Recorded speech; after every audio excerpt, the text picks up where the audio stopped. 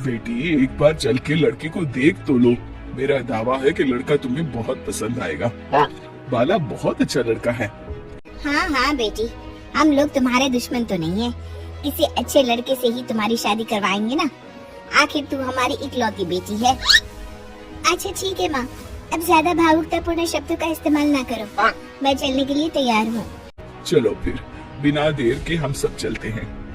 सभी बाला के घर पहुँचते हैं। अरे क्या बात है बहन जी, अभी तक आपका बेटा नहीं आया? जी बस आता ही होगा। तभी वहाँ बाला आता है। लो जी आ गया मेरा बेटा। ये लोग तुझे देखने आए हैं और ये इनकी बेटी नम्रता है। बाला के सर पर बिल्कुल बाल नहीं होते। ये देख नम्रता और उसके परिवार वालों की आंखें फटी की फटी रह जाती है। ये तो टकला है। हे भगवान, माँ पिताजी आप दोनों एक टकले से मेरी शादी करवाने वाले थे। अरे ये तो पूरा उजड़ा चमन है। देखो बेटी, इस तरह किसी का मजाक उड़ाना गलत है। किसी के बारे में इस तरह की बातें नहीं करते। बालों का क्या है, वो तो आते जाते रहते हैं।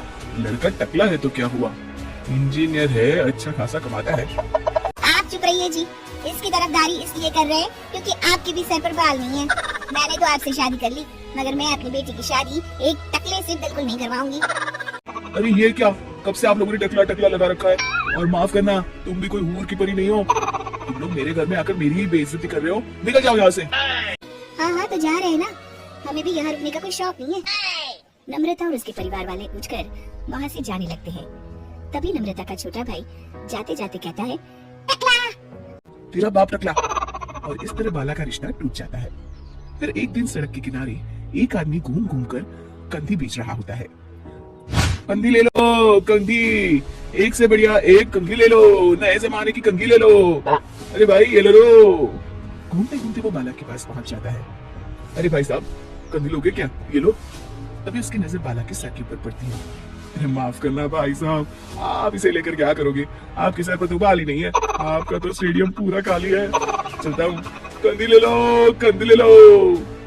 कंधी वाले की बातें सुनकर बाला को बुरा लगता है। उस समय बाला को ऐसा महसूस होता है कि उसके लिए दुनिया में सबसे कीमती कोई चीज अगर है तो वो सिर्फ बाल है। बाला सड़क पर चलते हुए लोगों के बाल बड़ी गौर से देखता है। चलते चलते बाला एक मंदिर के पास पहुंच जाता है। हे भगवान, तुमने ये मेरे साथ क्या किया? थोड़े से बाल अगर मुझे दे देते तो तुम्हारा क्या चला जाता? सारी दुनिया मेरा मजाक उड़ाती है। अरे भैया, आज पहला इंसान देख रहा हूँ जो मंदिर आकर भगवान से अपने लिए बाल मांग रहा है। बेटा, भगवान ने तुम्हें सब कुछ तो दिया है, अच्छी सेहत है, अच्छी नौकरी है। लगता है तुम्हारी तबीयत ठीक नहीं है। घर जाओ, सब ठीक हो जाएगा। बाला वहां से चला जाता है। घर पहुंचकर बाला खाना खाता है और अपने कमरे में सोने के लिए चला जाता है। फिर सुबह जब बाला सोकर उठता है तो आईने के सामने अपने आप को देखकर हैरान हो जाता है।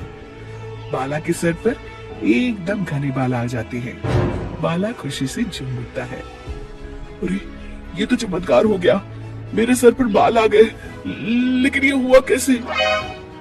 दोस्तों, अगर आप इस कहानी का दूसरा भाग देखना चाहते हैं तो हमें कमेंट करके जरूर बताएं।